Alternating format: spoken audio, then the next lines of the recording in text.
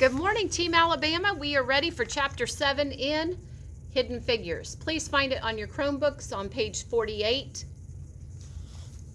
Read along with me, please. You're going to add to your facts today, your questions, and your vocab. Chapter 7, Warbirds.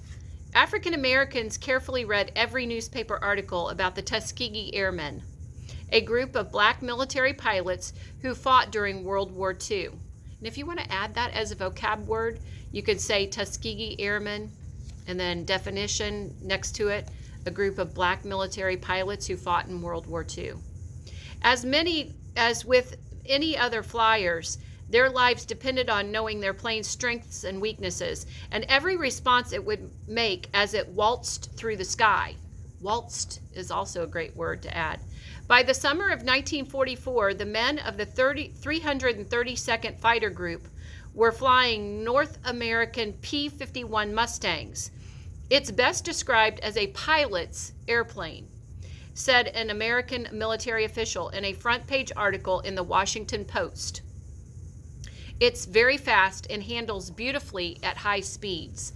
With a big 4-blade propeller and a Rolls-Royce Merlin engine, the Mustang sped across the sky like a 400-mile-per-hour racehorse. The Tuskegee Airmen and lots of other pilots considered it to be the best plane in the world.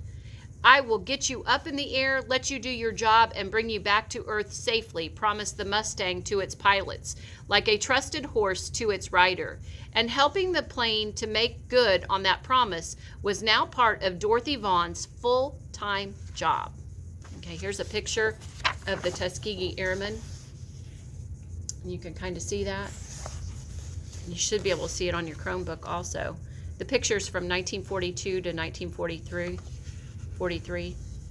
Top of page 50. The secret weapon. But Dorothy couldn't really talk to her friends and family about her work. During World War II, the National Advisory Committee for Aeronautics wanted to defeat Germany both by creating planes capable of destroying their targets and by coming up with technological advancements that would give the United States a military advantage. The Langley Laboratory was one of the United States' most powerful weapons, a secret weapon hidden in plain sight in a small southern Virginia town. While the performance of the Mustang airplanes fighting overseas was a topic of front-page news, the daily work of the West computers and the others in the lab was considered sensitive and even secret.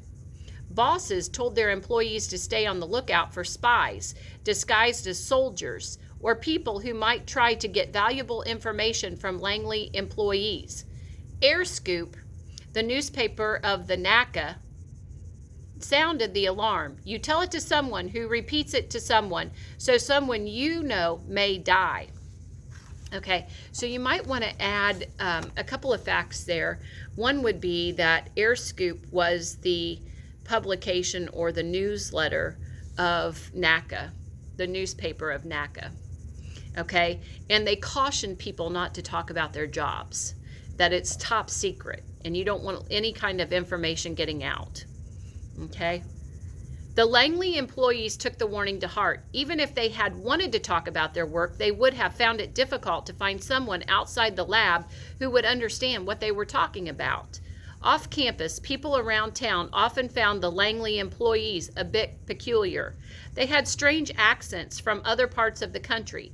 Many of them wore rumpled shirts with no ties, and some wore sandals or sported beards. Locals called them brain busters or NACA nuts. The less polite called them weirdos. Today you might call them nerds. Okay, they're just super brainiac people, and they maybe were a little odd. What makes things fly?